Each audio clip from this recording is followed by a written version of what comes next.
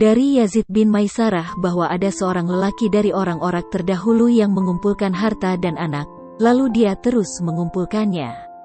Kemudian dia tidak meninggalkan bermacam-macam harta kecuali dia mengambilnya. Lalu dia membangun sebuah istana yang mempunyai 2 pintu yang kokoh. Kemudian dia menetapkan para budaknya sebagai penjaga istana itu. Kemudian dia mengumpulkan keluarganya, lalu membuatkan makanan untuk mereka.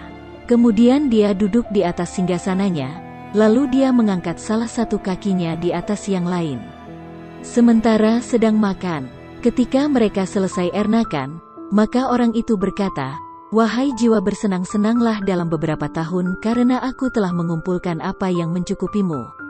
Yazid berkata, belum sempat dia menyelesaikan kata-katanya, malaikat maut pun datang kepadanya dalam wujud seorang lelaki yang mengenakan 2 pakaian yang robek, di lehernya ada sobekan yang menyerupai orang miskin. Malaikat itu mengetuk pintu dengan begitu keras, sehingga terkejut, sementara dia masih berada di singgasananya. Lantas para penjaganya menyambut malaikat itu, lalu dia bertanya, "Siapa kamu dan apa urusanmu?" Malaikat itu menjawab, "Panggilkan Tuan kalian kepadaku." Mereka berkata, "Kepadamu Tuan kami akan keluar?" Dia menjawab, "Ya." Mereka pun memanggilnya. Yazid melanjutkan, lalu Tuan mereka itu bertanya kepada mereka, penjaga pintu, "Siapakah orang yang mengetuk pintu?" Lalu mereka pun mengabarkan tentang keperluannya. Dia berkata, "Mengapa kalian tidak mengusirnya?" Mereka menjawab, "Kami telah lakukan." Kemudian malaikat itu kembali dan mengetuk pintu dengan lebih keras dari sebelumnya. Yazid berkata, sedangkan tuannya itu masih berada di singgasananya. Lalu malaikat itu disambut oleh penjaga dan mengatakan, "Kamu datang lagi?" Malaikat itu menjawab, "Ya, panggilkan tuan kalian menghadapku, dan sampaikan kepadanya bahwa aku adalah malaikat maut." Mendengar itu mereka pun tunduk dan terdiam. Lantas para penjaga itu menyampaikan kepada tuannya bahwa yang datang adalah malaikat maut. Maka tuannya ini mengatakan, "Katakanlah ucapan yang lembut dan sampaikan kepadanya, apakah selain aku ada orang lain lagi yang akan dipanggil?" Yazid berkata, mereka pun menanyakan itu kepada malaikat maut.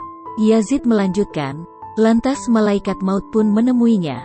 Lalu dia berkata, "Berdirilah dan lakukanlah pada hartamu apa yang menurutmu pantas dilakukan, karena aku tidak akan keluar darinya sampai aku mencabut nyawamu."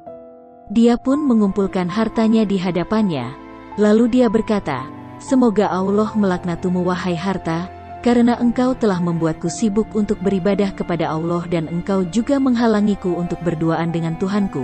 Lalu Allah membuat harta itu dapat berbicara. Lantas harta itu pun berkata, "Mengapa engkau memakiku? Bukankah engkau dulu hina di mata manusia? Kemudian aku mengangkat derajatmu karena melihat pengaruhku yang ada padamu.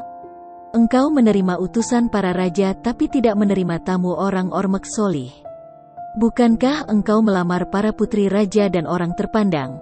Lalu engkau menikahi mereka, tapi ketika hamba Allah yang solih melamarmu, engkau tidak menerimanya.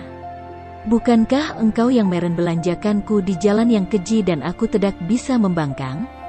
Kalau saja engkau menyedekahkanku di jalan Allah, tentu aku tidak akan menentangmu. Hari ini engkau mengecamku padahal aku, kamu dan kalian wahai anak cucu Adam diciptakan dari tanah.